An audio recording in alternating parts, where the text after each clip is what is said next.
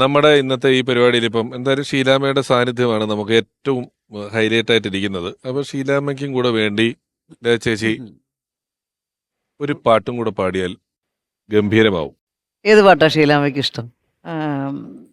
ചന്ദ്രികയിൽ അലിയുന്നു ചന്ദ്രകാന്തം, അതായത് ഭാര്യമാർ സൂക്ഷിക്കുക ആദ്യമായിട്ട് അഭിനയിച്ച പടം. അതെ അതെ അതെ. അതിൽ ദക്ഷിണാമൂർത്തി സ്വാമിയുടെ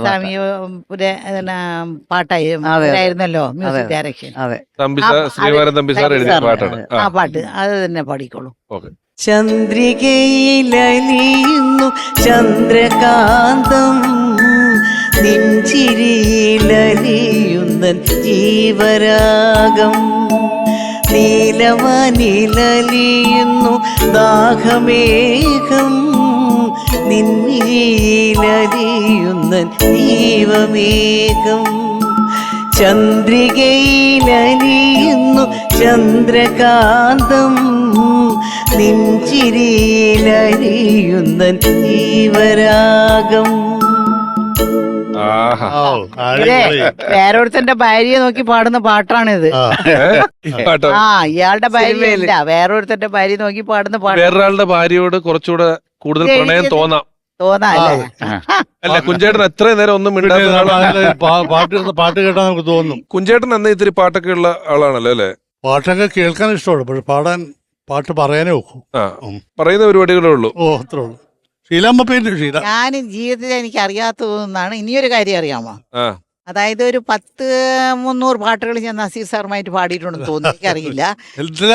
കാതിന്റെ അടുത്തും മൂക്കിന്റെ അടുത്തും ഒക്കെ വന്ന് ഇവിടെ ഇങ്ങനെ ഒരുപാട് പാടിയിട്ടുണ്ട്. പക്ഷെ അങ്ങേര് ഇതുവരയ്ക്കും ശബ്ദമായിട്ട് പാടിയിട്ടേ ഇല്ല, ചുണ്ടു മാത്രമേ അനങ്ങിയിട്ടുള്ളൂ. ഈ ലിപ്പ് പിടിക്കുന്നത് പാടാതെ ചുണ്ടു കൊടുത്തിട്ട് ഞങ്ങളൊക്കെ പാട്ട് വന്നില്ല അതിന്റെ കൂടെ ചേർന്നങ്ങ് പാടും. ശബ്ദം നന്നായിരിക്കുന്ന ശബ്ദത്തിലെങ്കിൽ പാടും.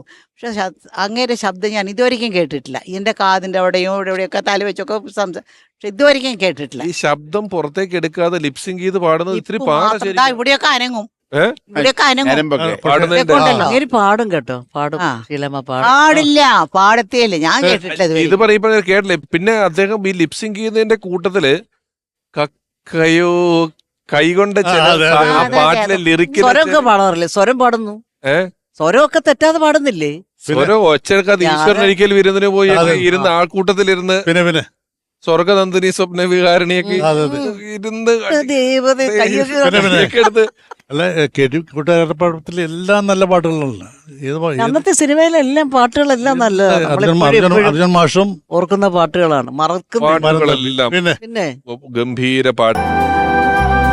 ഓർമ്മയിലെന്ന്